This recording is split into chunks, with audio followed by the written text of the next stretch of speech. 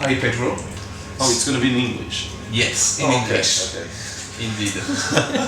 Only surprises, right? Okay, so my first question is about the last recent tours you did. So after the release of Extinct, you did many tours, two extensive tours in Europe, Yep. two other ones also in North America. Then you went also to South America, Russia, Turkey. After all these tours, and now you are on tour in the UK. After all these extensive tours, how do you feel? Do you feel tired or still with a lot of energy? I mean, if the you by you mean myself, I'm fine. I mean, I can do this live for even longer. That's not a problem. I find it quite easy, but I cannot extend it to all the band because you know we always live different times, each one of us, and so I don't think for the band it's a bit extensive. Yes, for me myself it's not that hard. You know, like the daily basis or the day-to-day life is, I think, way harder than being on tour. Of course, here there are peaks, but most of the day you get to, at least I get to rest a lot more than I do at home. So I wouldn't consider it to be tiring to tour. Sometimes it's very demanding, but I'm fine with it, and I love to play live. And we've kind of upgraded the venues we've been playing throughout this long tour, like you said. So the quality has raised, and that brings us, you know, to a more comfortable position. So I'm quite fine with it. Okay, and regarding your planning, basically you have been, like I said, doing many tours, also responding to interviews. Is that all what you did, a part of taking breaks and touring, or have you also started to think about the next album, starting to write a few compositions? You know, in Moonspell we do not feel comfortable with free time. So whenever we have time in between tours, we always try to work on something, and so we did. We had also some shows in Portugal, but we did start to write some stuff. I don't know if it's still allowed to announce the content, but it's probably coming out with a DVD this year, and so we started to work on it, and maybe we bring out some new songs also out with it. But let's see, let's wait, let's just wait. But of course. Me and Ricardo, we sat down immediately in the beginning of the year and started to write music, and we have already three new songs. Okay. So, I mean, regardless for what it is, they're still three new songs. So that's for sure. We're not stopping. Actually, and following your previous question, the fact that when we're at home, sometimes people think, oh, so now you get to rest. No, I rested enough on tour, and while we are home, that's when we work our asses off, so that we can have the next year fulfilled, and so we can have the next edition with better quality. So we always work ahead of time, we hope. Good. And so my next question is, so you're doing actually currently this tour in the UK, then a few dates in Netherlands, Mm-hmm. and then you're going to participate on in festivals. Mm-hmm. Have you already planned more dates or some exclusive tour for the end of the year? We're working on it, but obviously, I mean, I cannot announce something that I haven't confirmed yet, or we're just projecting. I think making the project of what will happen.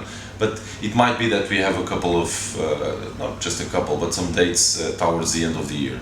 I don't know if in October. I don't know if it in December, because you know. We're still deciding what to do with the options we have on the table for the moment. Okay, and also regarding new Moonspell releases, so you have just talked about this forthcoming DVD that should be released by Napalm Records soon. A part of also the new album that you will have later, probably maybe next year or in 2 years, have you thought already in re-releasing some previous old Moonspell recordings? For example, I'm thinking about the original recording of Under the Moonspell, which used to be released by Adiposi Records. Mm-hmm. There has been in the past a few vinyl editions, but never a CD re-release. Are you going? Is it something you're going to plan along also with your first demos? You must understand that. Okay, the demo is a different story, but all the releases under contract belong to the label. So this means that you can release the songs, but you cannot release that recording. So always what we did with Under the Moonspell is we already did a reissue of it, but we re-recorded under Satanai. That has all the songs from the demos and so the Under the Moonspell EP, the complete versions, but re-recorded. I mean, he still sells it. I mean, you can still find it, the original one. Yeah, in Adiposer, and also in the internet and eBay, whatever. Vinyls. So, I mean, I don't see that point. But in fact, we have a couple of people around us that always pushed us to re-record Wolfart or Irreligious. But it was more a label move than a band's option, because in the band, when you have a band and you release an album, to re-record it this must be for artistic motives, because otherwise you don't want to touch it. I think, in my opinion, and I think most musicians think that every record has its time, every record has its moment, and whatever you do to it afterwards, I mean, besides remastering or whatever, but you shouldn't touch that piece of art. It's like you go to a painting and redraw it or something. Mm-hmm. It's strange. I mean, if you do a new one, the complete thing, that's fine, but you shouldn't paint on it. And that's I think our opinion. So we always feel very keen about re-recording, and releasing old albums is, like I said to you, complicated contractually. Okay. Because Century Media has Wolfart, and that Wolfart sound, that recording, that belongs to them. That can only be released by them.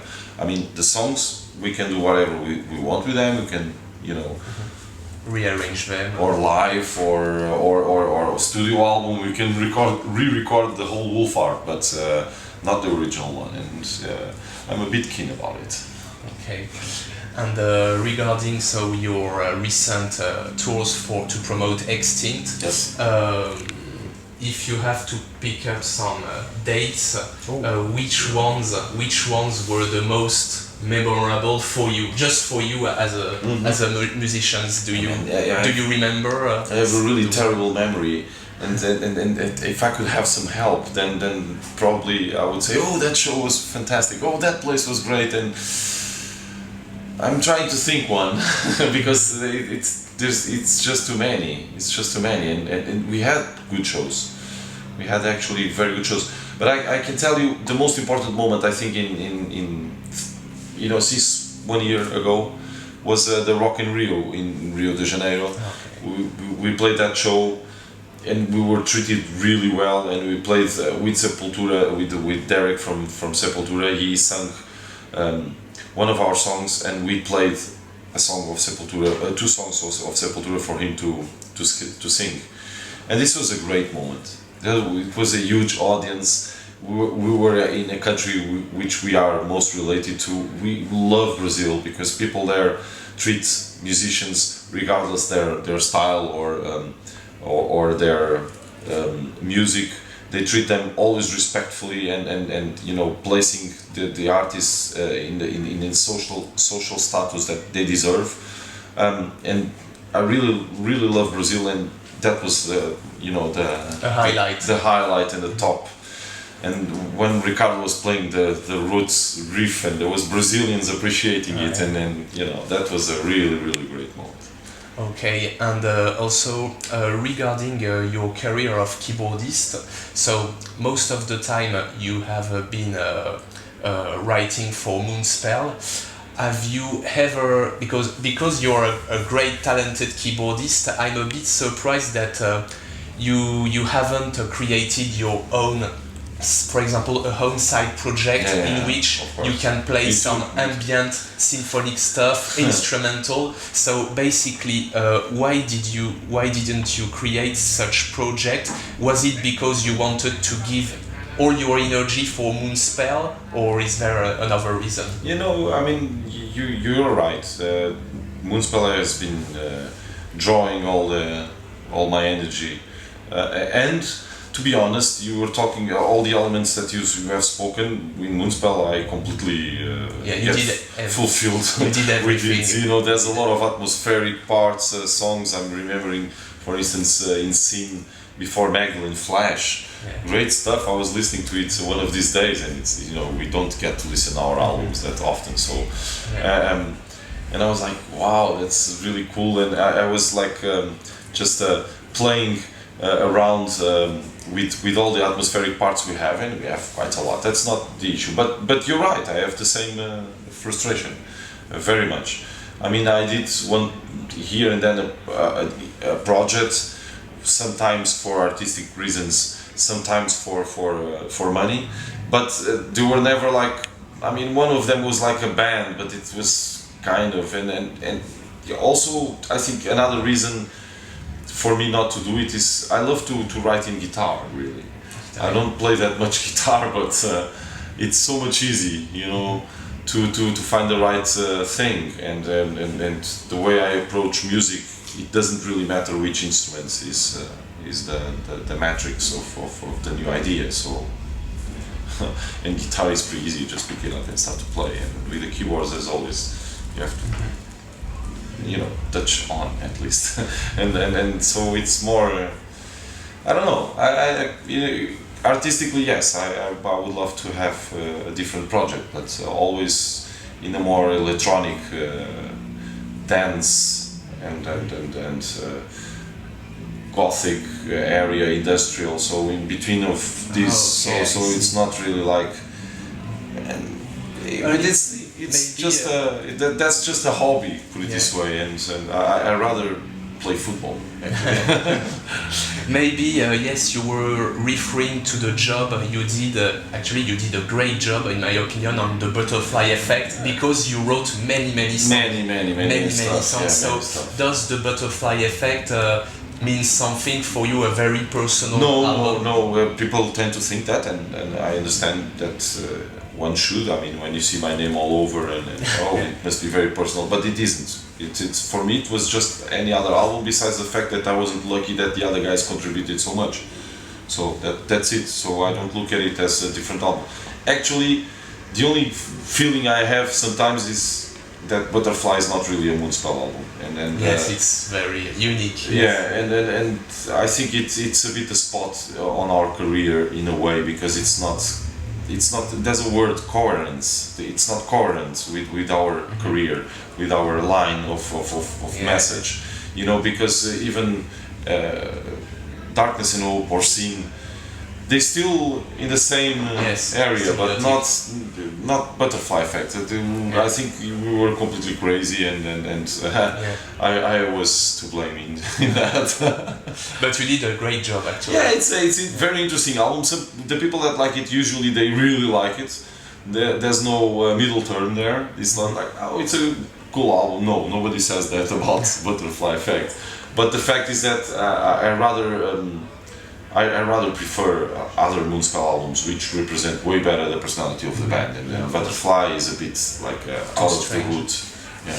Do you think that also, and that's my last question, Die Monarch as well was kind of a special album? Have you, what's your opinion about it? Have you tried to discuss with Fernando and all the Moonspell guys to see maybe a second Die Monarch album? Here again, and this is a very, very personal opinion.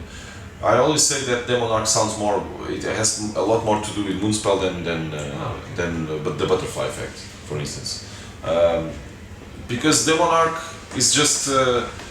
I mean, it was an idea, and I love the album. I love the artwork. Yeah, I think the artwork is great. I love everything about it. I mean, it's not too serious. That's the only problem. I don't know how much credit people would give to it.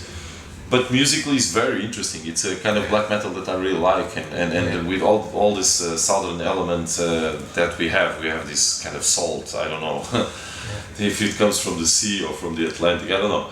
The fact is that I really love the album in all of its aspects, but it's something I don't know if it's up to Fernando to do. If he wants to do something like that, we'll do it again. But you know, it was more. We always wanted to be Fernando's thing, not ours. You know, because we didn't want to confuse all people.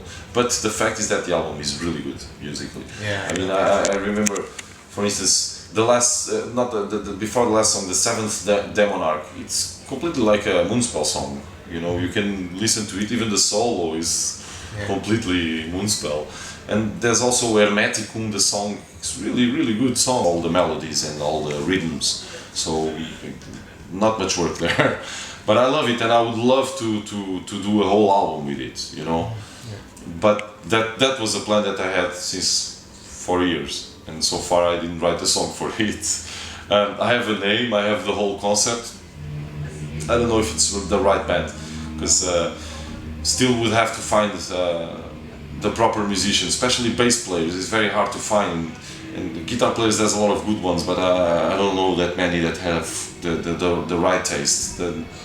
But bass players is always the problem, and for me it's a very important instrument when you write a song, because it really guides you through the tones. So it helps me a lot for my primitive brain to follow what to do. So okay, so Pedro, thank you very much. Muito obrigado. De nada. And all the best for you and for Moonspell. Yes, we hope so. We have these British dates, which always scare the shit out of us a bit, because it's a hard country to play. But today London is pretty fine, as you can see. We're gonna have fun. Take care. Thanks.